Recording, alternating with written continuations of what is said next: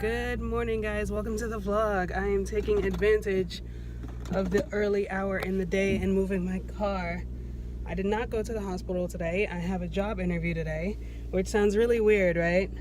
I need to figure out what I'm doing after I am done with rotations because I did not apply to the match. I'm not going into 2019 match, and I will have to pay back student loans.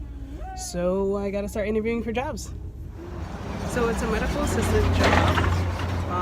I applied to a few of those. Most of them say they want a certified medical assistant. So I guess they go through schooling or some sort of training and get some sort of certificate. I don't really know. But I feel like I have the experience of a medical assistant and some. So I applied to a few of those jobs and I got a callback, got an interview for this job. I haven't interviewed for a job since I was like 16. No. Since I was like 18. I haven't worked in anything since then. Since like random college jobs. Since then I've been doing YouTube and babysitting. I've made most of my money off of babysitting. Customer service jobs gave me nothing. So I'm kind of anxious. And I'm kind of using this as like a testing the field interview because it's March. And I told them my start date is July.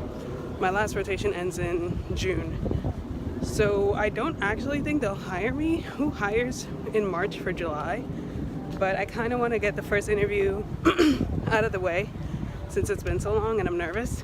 As much as I prefer doing questions in a test-taking setting, I need to get these questions done and I need to see the materials. So I'm going to be doing questions on my commute in tutor mode. I didn't bring a bag with me, so I don't have my usual novel that I read. So questions. I nailed it. There's no way I did not nail that interview. She asked me to tell her about myself. I told her about myself, whatever.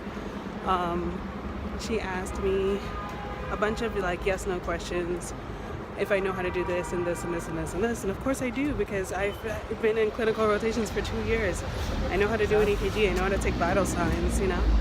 So she was impressed that I knew how to do any of these things.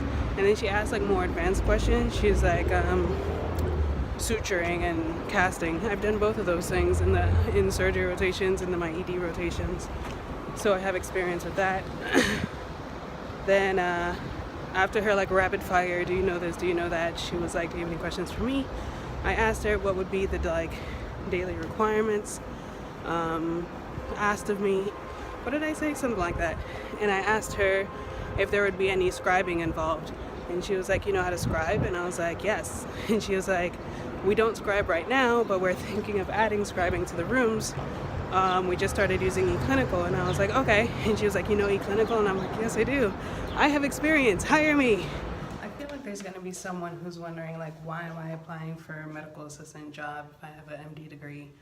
You cannot practice medicine as a doctor without being licensed, which is why you need to take your USMLE, your step 2, which is why you have to go through residency and stuff like that. Even if I finished step 2 and I've graduated according to my Ross University requirements, I can't just go out and practice medicine. I have to complete residency first. So we're kind of limited. You know how people say a bachelor's degree is nothing now? An MD degree is nothing unless you go to a residency. Like scribing, medical assistant, research, there's very limited opportunities for me with just this MD degree with no residency background.